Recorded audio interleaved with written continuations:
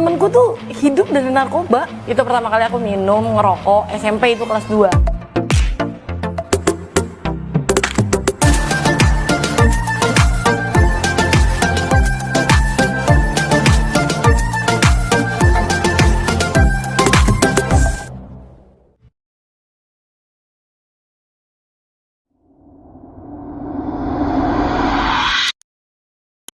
Assalamualaikum warahmatullahi wabarakatuh. Halo Ridho Lovers dan semua Gemoy Lovers. Nah, kali ini gua nggak tahu ngejelasinnya gimana nih. Namanya? Nama aku Kori, halo. Halo. Nama lengkapnya Kori apa sih? Kori Yunita Sari. Kalian pasti nanya-nanya kan, Kori ini siapa dan kenapa ada di sini untuk ngobrol bersama gua di sini. Jadi kita akan ngobrol-ngobrol langsung aja tentang Kori ini. Mungkin udah ada beberapa kalian yang mungkin udah mengetahui Kori ini siapa. Kamu pernah di konten siapa aja? Pernah di konten Onadio Leonardo, Deli Sumargo, Rahmat Ababil, sama terakhir Rian Abdul Cibe. Wah, terkenal ya di ini ya, di dunianya perdigitalan. Tapi gue baru tahu dari teman gue, dan unik, kisah hidupnya unik banget. Banyak tadi gue sempat ngobrol-ngobrol sama dia. Banyak pembelajaran yang bisa kita ambil dari kisah hidup dia, dari yang kelam sampai yang berubah dan sampai saat ini. Oke, langsung aja. Kori. Iya. Kori apa? Kori Yunita. Kori Sari. Yunita. Umur Kori berapa sih? Umur aku 27 tahun. 27 tahun. 27 tahun. Asal? Jakarta. Asal Jakarta. Asli Betawi dong. Betawi, cuman bapak masih ada Cinanya. Tapi masuk Islam. Betawi Cina. Betawi Cina. Oh, kamu muslim nih. Karena bapak masuk Islam. Oh, oke. Udah lama ya, dari kecil ya di Jakarta. Aku Iya. dari kecil, dari emang orang asli sini. Betawi ya? Iya, Oh. orang asli Betawi. Sekarang sih kesibukannya apa, Kori? Konten aja. Wih, konten ya. Udah punya channel YouTube sendiri ya? Alhamdulillah. Aku pengen tahu tuh, dan mereka juga mungkin yang belum tahu, kamu pengen tahu. Ada apa sih dengan seorang Kori gitu? Yang tadi kita sempat cerita, kamu tuh pernah terjebak di lingkaran setan atau di dunia gelap gitu. Jadi gini, aku tuh kan maksudnya dari di dalam kandungan pun, kalau orang kan ngerasain pahitnya hidup udah berjalan gitu, maksudnya dia udah mungkin udah dewasa baru ngerasain gila pahit banget ya hidup gua gitu. Aku tuh dari di dalam kandungan umur 1,5 bulan di rahim mama, bapakku nikah lagi gitu. Jadi ketika mama hamil aku 1,5 bulan, saudaranya bapak datang ke rumah itu bukan ngasih kayak ucapan selamat atau apa gitu, tapi ngasih foto pernikahan bapak sama istri keduanya gitu. Terus dari cerita ibu kamu nggak tahu kalau bapak nikah lagi? Iya. Itu baru tahu itu pas yang hamilin lagi aku. hamil. Itu hamil keberapa? Kamu anak keberapa? Anak kelima dari 6 bersaudara. Oh, dari 6. Iya. Oh. Setelah itu aku umur 1 udah lahir pun aku nggak diazanin sama bapak gitu, karena bapak lagi gila sama istri keduanya kan. Tapi ibu kamu istri pertama? Iya. Terus akhirnya aku umur 1 tahun sempat diambil sama bapak. Mamaku ngamuk, ngejar-ngejar bapak ke rumah istri mudanya. Mama bilang, kalau udah umur 1 tahun mas siapa gua kasih juga mau gitu. Maksudnya siapa aja juga mau kalau udah umur 1 tahun, ibarat kasarnya udah bisa disuruh-suruh lah gitu. maksudnya tuh gimana obrolannya tuh arahnya kemana? Iya kalau kan, udah 1 tahun? Kalau anak udah umur 1 tahun mah siapa juga gua kasih mau gitu. Maksudnya Siapa gua kasih mau itu maksudnya anaknya? Orang, iya maksudnya aku dikasih ke orang juga siapa mau gitu. Siapa aja mau gitu loh. Maksudnya tuh entah itu dibuang atau dijual atau disewain kan banyak tuh yang kayak banyak yang mau gitu. Kena giliran udah umur 1 tahun kenapa baru lo ambil gitu, maksudnya mamaku tuh gitu. Kenapa umur 1 tahun baru lo ambil, kemarin-kemarin lo kemana aja gitu maksudnya. Oh, jadi selama kamu di dalam kandungan itu bapak kandung kamu itu nggak pernah jarang pulang sampai akhirnya kamu berumur 1 tahun baru nyari lagi. Baru nyari dan aku diambil, dibawa ke rumah istri keduanya. Tapi selama itu nggak ada kata cerai? Enggak. Mama minta diceraiin tapi bapak nggak mau. Oke, terus? Bapak nggak mau nyerain mama. Nah udah habis kayak gitu, apa sih namanya, sampai di umur aku 4 tahun, bapak tuh pulang berdarah-darah nih jaketnya. Terus ditanya sama almarhum abangku kan, kenapa pak? Gitu. Terus kata bapak, emang lonte, perek gitu kata bapak. Kenapa sih gitu? Gua pulang, gua udah habis, bapak tuh habis kontrakan 5 pintu sama tuh perempuan. Gua udah habis-habisan buat dia kontrakan, motor gitu, maksudnya habis dijualin sama bapak. Giliran gue pulang kerja, jadi di kolong kasur kan bapak ngetok-ngetok kontrakannya kan, nggak dibuka-bukain sama tuh cewek. Terus bapak dobrak, bapak ngelihat ke kolong kasur ada laki-laki juga lagi telanjang gitu. Kacau. Terus hubungannya sama berdarah-darah apa? Digebukin sama bapak dua-duanya. Mau istrinya sama selingkuhan istrinya itu. Ya udah, bapak nggak mau lagi tuh balik sama tuh cewek. Tuh cewek datang ke rumah ngomong, saya diceraiin enggak, dinafkahin lagi enggak gitu. Jadi kayak digantung aja sama bapak. Jadi selama hamil itu juga nggak pernah dikasih nafkah sama bapak kamu? Kan bapak ada kontrakan. Jadi uang kontrakannya dipegang sama ibu? Oke, terus? Ada kontrakan sekitar. Jadi bapak punya kontrakan ada sekitar 5 atau 6 apa 7 gitu. Jadi yang udah dijual sama bapak tuh 4 apa 5 gitu buat cewek. Terus lanjutin cerita, pas udah pulang berdarah-darah itu dia ngobrol. Ya udah, mama bilang, ya namanya juga perempuan gitu, ibarat warung, siapa yang beli aja dia jual gitu kata mama. Iya, ngerti. Nah udah habis kayak gitu. Itu tapi perempuan itu dinikahin ya tadi? Dinikahin. Terus akhirnya pas selang berapa lama tuh cewek datang ke rumah bilang saya diceraiin enggak, dinafkahin lagi enggak gitu. Terus kata mama, ya resiko jadi bini muda, digituin sama mamaku. Gitu. Terus datang lagi tuh cewek bawa gula Jawa, biskuit kongguan yang ada rantainya.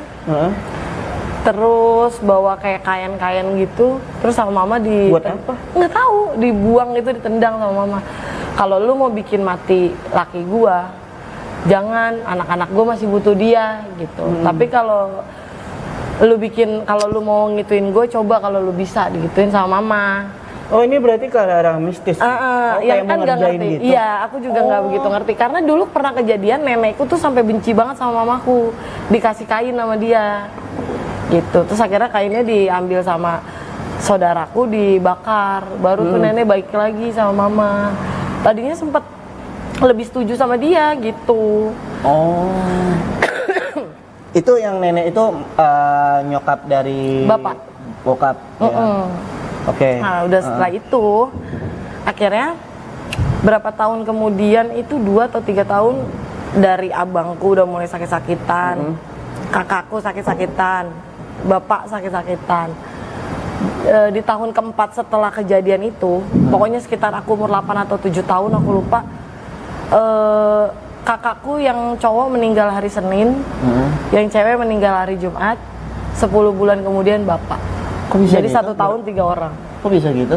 Nggak tahu, itu juga habis-habisan sakit. Kan zaman dulu nggak ada BPJS kan? Iya. Ya jadi belum bayar rumah sakit kayak gitu. Tapi sakitnya ketahuan? Kalau abang sakitnya ketahuan, kalau abangku itu liver, kalau yang cewek itu tumor pankreas, kalau yang bapak tumor gigi sama kanker paru-paru. Waduh. Itu aku kelas 1 atau kelas 2 SD gitu, aku lupa.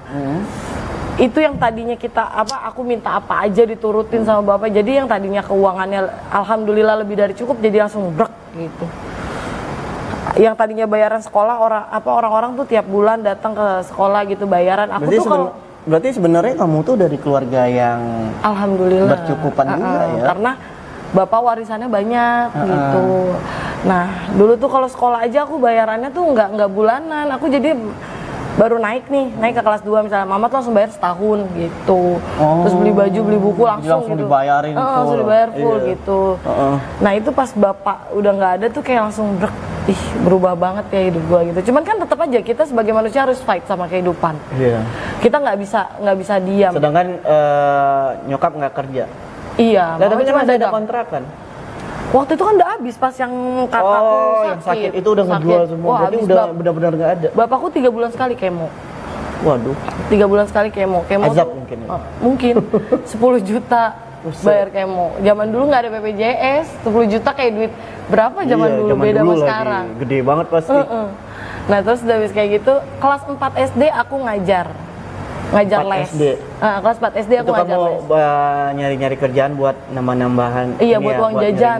buat jajan sendiri. Iya maksudnya biar kayak kan kalau anak seumuran aku kan malam minggu, maksudnya anak-anak SD malam minggu suka pada kayak jajan-jajan gitu kan, ngumpul sama teman-teman gitu kan. Maksudnya iya. teman-teman daerah aku, Iya, iya, iya. tetangga aku gitu kan. Nongkrong, jajan Iya, gitu main-main ya. kan main-main kayak gitu. Maksudnya daripada aku harus minta sama orang tua aku, kalau zaman dulu tuh bayaran aku ngelesin anak orang cuma 1.000 per hari. 1.000 tahun berapa itu? Tahun 2000 kayaknya. Tahun 2000. Berarti kamu Jadi aku ngajarin kelas baca. 4 SD udah ngajar. Emang ngajar apaan?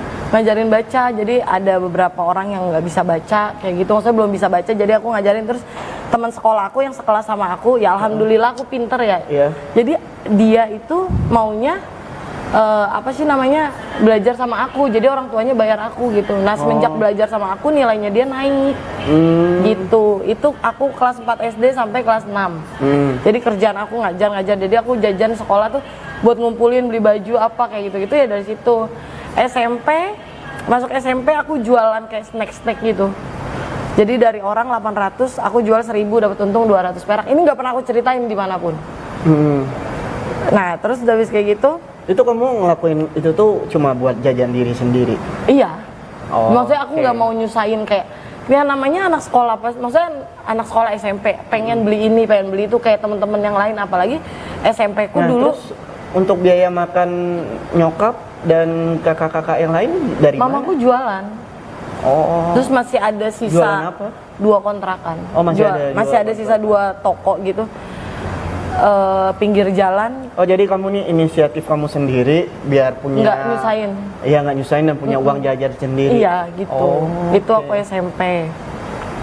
Kelas 2 aku kelas 4 SD mamaku nikah lagi kan. Heeh.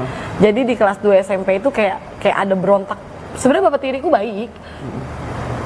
Baik banget. Cuman kayak aku tuh gimana sih kita nerima orang baru di hidup kita?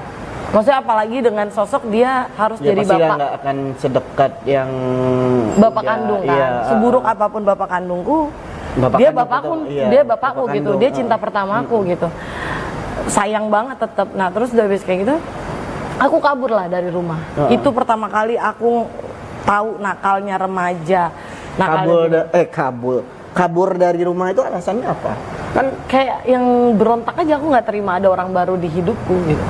emangnya bapak tiri kamu tuh jahat atau kenapa? Baik banget. Cuman terlihat mama lebih care sama dia. Gitu. Kayak lebih fokus ke Bapak tiriku. Bapak tiri. Jadi kayak kamu tuh kayak kecemburuan kok, perhatian mama nggak ada ke aku. Iya, karena gitu. kan gini, Bang. Aku dengan status tidak memiliki bapak ya. Iya. Maksudnya aku pengennya mamaku tuh jadi sosok bapak plus Ibu sekaligus ibu bapak. sekaligus bapak gitu. Tapi untuk saat ini aku mengertinya gini. Biar bagaimanapun dia butuh pendamping hidup. Dia butuh teman cerita. Karena tidak semua hal bisa dia ceritakan ke anaknya. Kalau sekarang aku sudah mengerti gitu tujuannya gitu. Karena mungkin ada beban yang dia nggak bisa ceritain ke anaknya. Akhirnya dengan dia menikah lagi itu dia ceritakan itu dengan suaminya. Baik sebenarnya, cuman karena aku saat itu masih kecil, maksudnya masih remaja, pikirannya masih yang kayak wah gue nggak terima nih ada orang lain di hidup gue nggak terima ada yang harus gue panggil bapak. Tapi bapak tiri kamu tuh bukan yang main tangan sama Nggak pernah.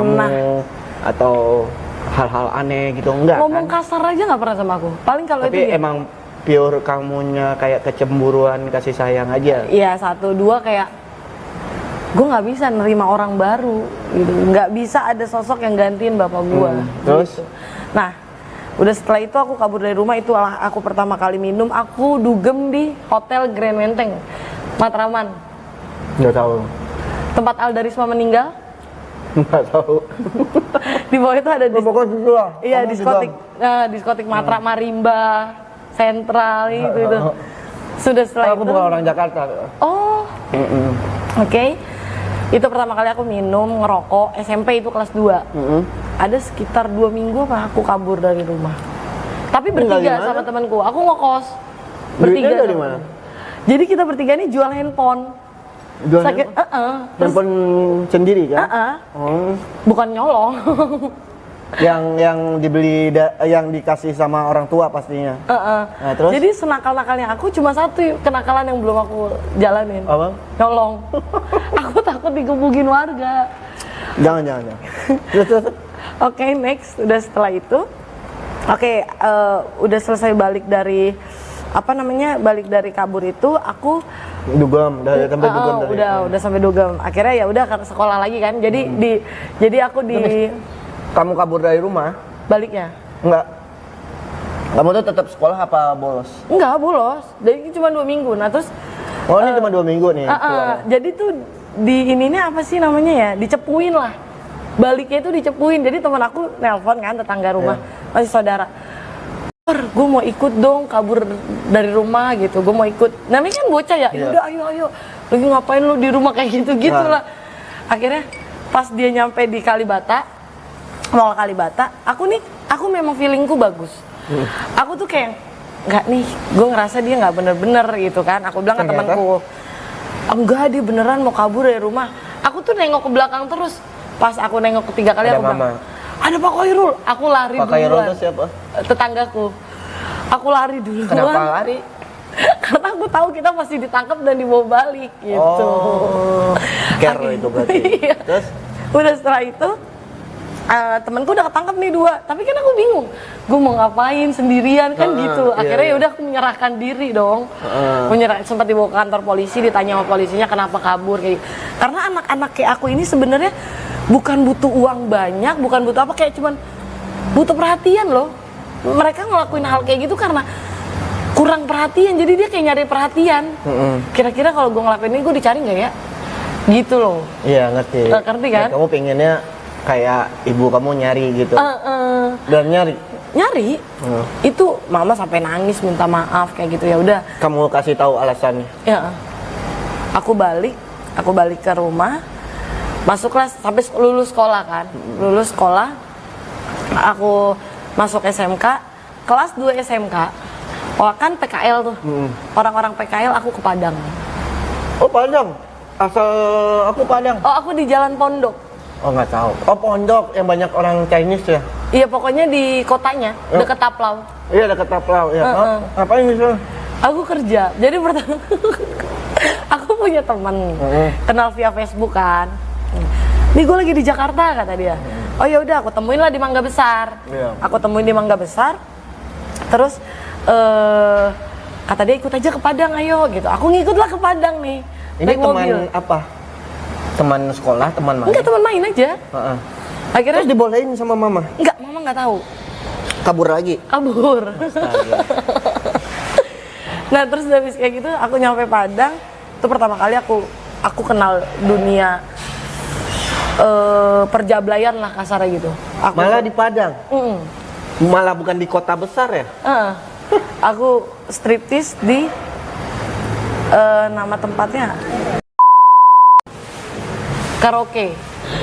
Terus dari kayak gitu aku dapat bayaran. Tunggu, kok kamu berani banget? Kan itu bisa dibilang satu bidang yang kamu baru pertama kali.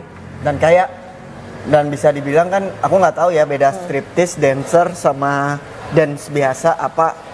Tapi untuk masukin ke situ pasti berpakaian seksi, pertama butuh keberanian. Apa yang membuat kamu kayak ingin melakukan itu? Apa karena udah mepet? Iya, gue butuh duit nih. Mau makan apa di sana? Siapa yang mau ngasih kita makan? Baru tahu loh yang tempat karaoke itu ada striptease-nya. Itu kan setahu aku kan tempat karaoke keluarga. Iya, memang. Aku juga setahu mungkin LC, mungkin cuman, yang pemandu lagu. Cuman pas kita udah di dalam ruangan itu, ya kan mereka juga pasti bayar lah ke iniannya, ke apa namanya, waiternya. Yang tapi kan itu bukan kayak pub atau klub gitu. Bukan. Terus udah setelah itu pertama kali nih kamu ngelakuin itu. Akhirnya, maaf, terkenal ya. Maksudnya di sana payudara aku tuh dari dulu emang udah gede gitu.